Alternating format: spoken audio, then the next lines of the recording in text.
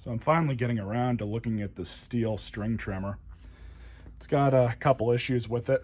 Surprisingly, the fuel lines are fine.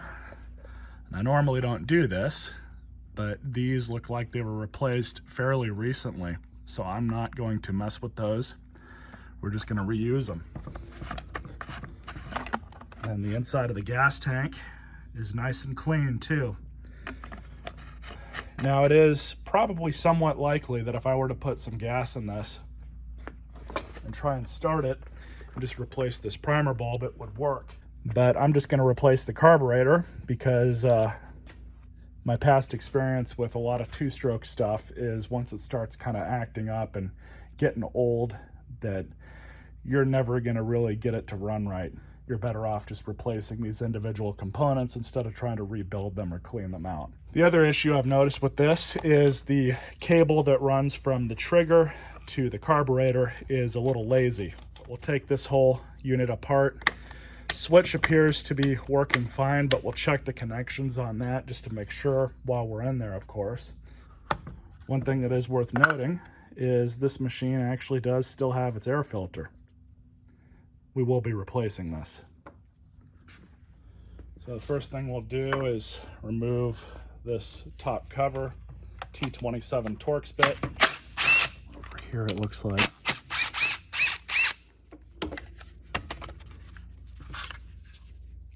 Spider check. Now of course we have better access to the carburetor. Let's see what we're working with here. This might actually be a perfect opportunity to use my cable lube tool that I bought. Right. So both of these are 5/16.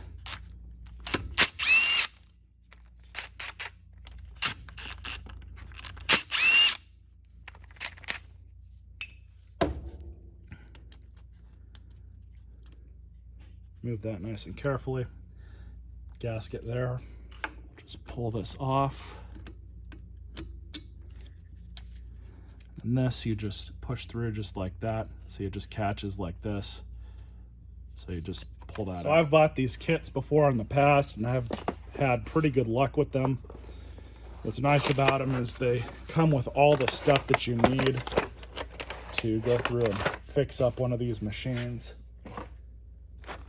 You get some extra parts too.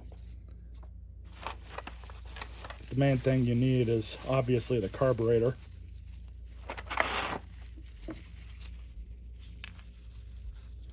And it's always good just to make sure that the replacement part you're putting on matches up with the one that you're replacing. So in this case, we're fine. It is the same exact part. So I'm just going to carefully pull these two lines off.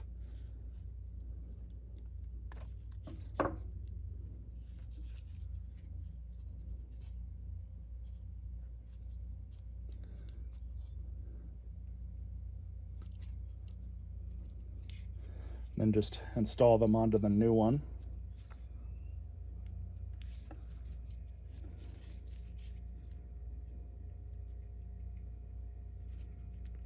Just like that. So now we have these two paper gaskets that we will be replacing. And it looks like this one is the one that's closest to this one. Just peel that off. I think we'll be all right to reinstall it just like that. But first, put the new carburetor, rehook that back up to the cable. We'll just slide it on.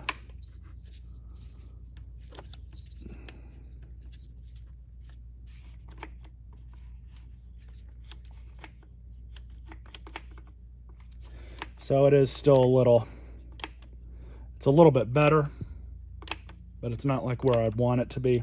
So we're gonna have to pull this cable off and lube this up, and I've got just the tool to do that. So we'll just very carefully pull that off. What I have here is a cable luber tool, but this is made by Motion Pro. This is something you would use for ATVs or, you know, go-karts or anything like that. you want to buy one of these, the link is in the description. So basically what we need to do is open this up just enough so we can get the cable inside.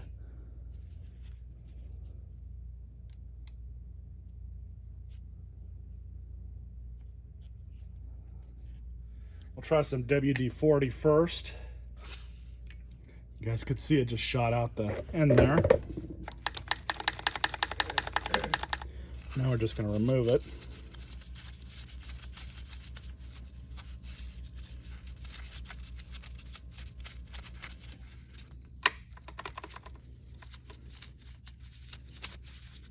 See if that made any difference.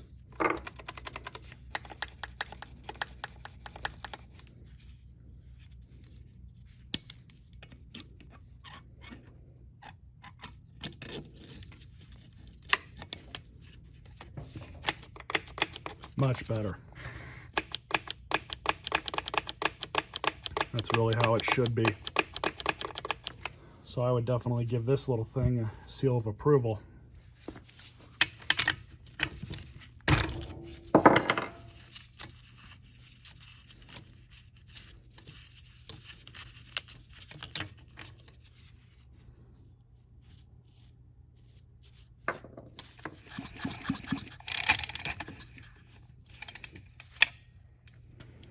What I can see in there, the cylinder walls look good. Not seeing any damage outside of normal wear. I am, however, seeing some carbon buildup in the exhaust port, so we'll have to sort that out. Before we do that, we'll replace the spark plug, and I'm going to make sure the gap is correct on this. So according to the maintenance manual I found online, the gap is set to 0.02 or 20 thousandths. And that is right where it should be. So I'm happy with that. So we'll just stick this one in.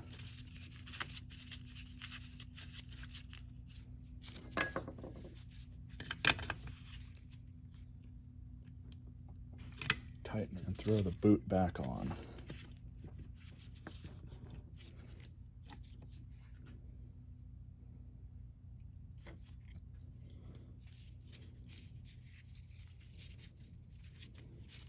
So here's the new gasket for the air hat.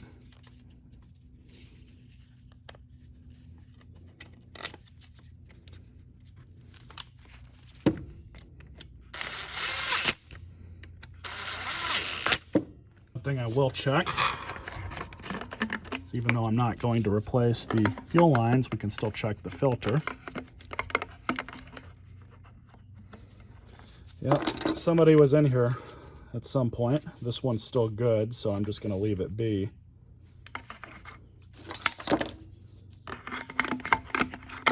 So now we're going to check over the exhaust. Now on your machine, any 2-cycle engine, this is very important that you do check this. And I'm going to completely remove this cover.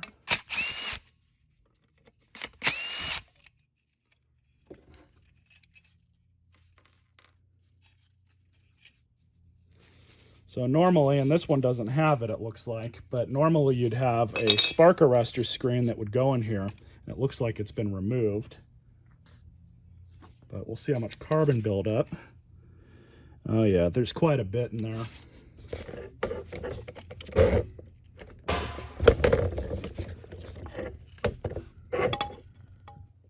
You guys can see that. So we're going to remove all that. I'm going to get the vacuum and a pick out. You guys will see how I do that. Kind of got to be careful. And one trick you can do is to just pull the piston up so you don't knock any of that stuff into the cylinder. Now for this step, it's very important. For this step, it's very important to take your time.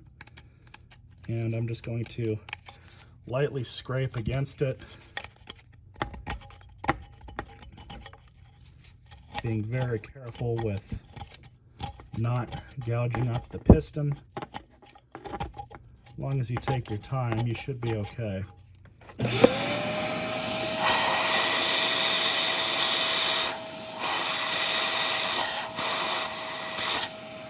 Still a little bit more I got to remove out of there. I'm going to try and remove both of those screws and see if I can get in there a little bit better. We'll see.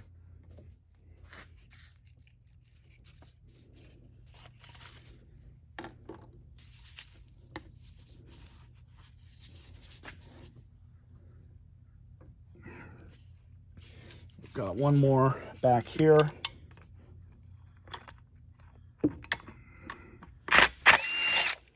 Now we have a little bit better access. You guys could see the innards of this a little bit better.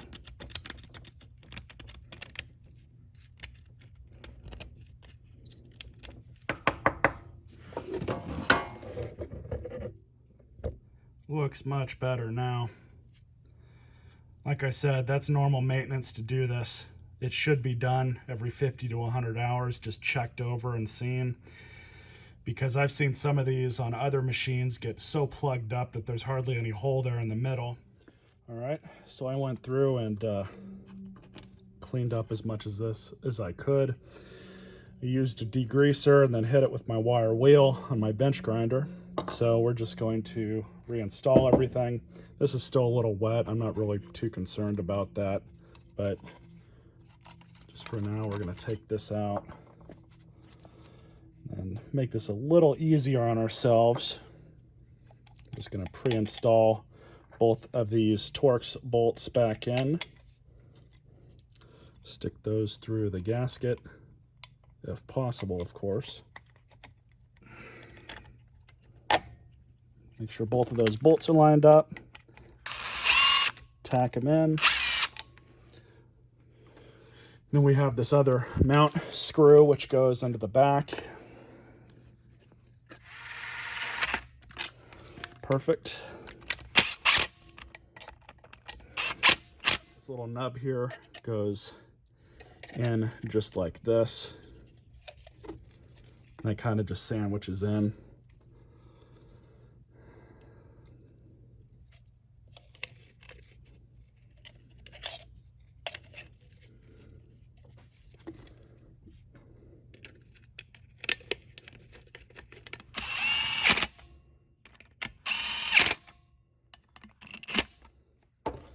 That's that.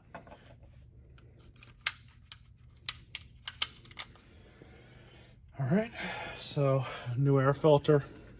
This one's a little different, but should be okay.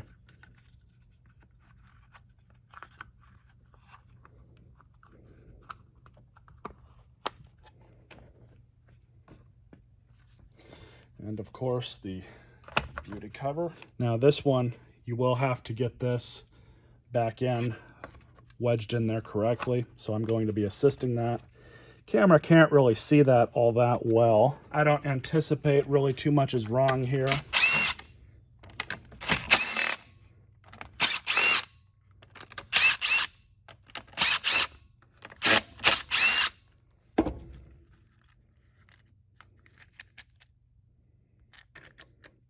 Yeah, both of the wires look good.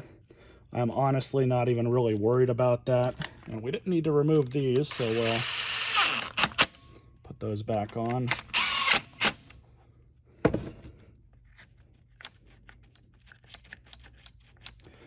And from the lube job, you can see some of that has made it down here as well. Big things here is checking both of these two electrical connections. They're good. So we'll just reinstall it.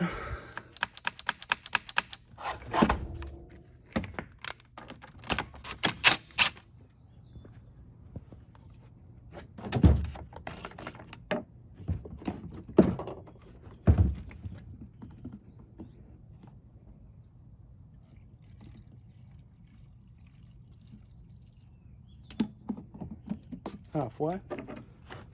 Might have to tune the carburetor a little bit. That's what that's for.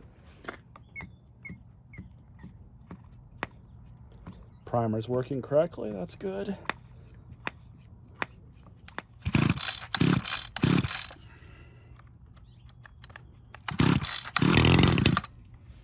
go. Try half choke.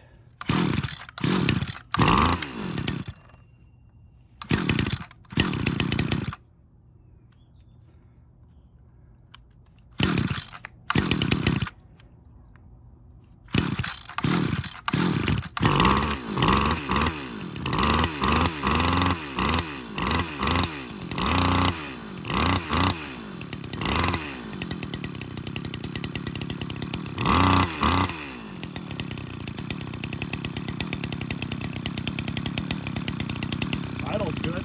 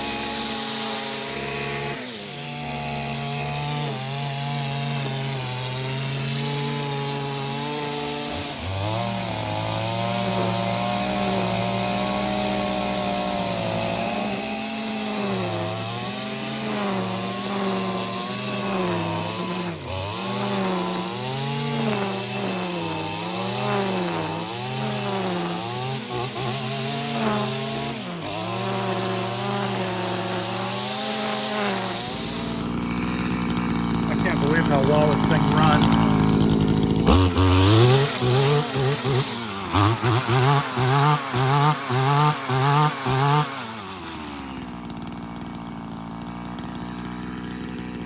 I need to adjust the idle just a little bit.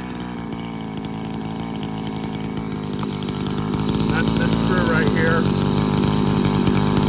Take it down just a little, not very much.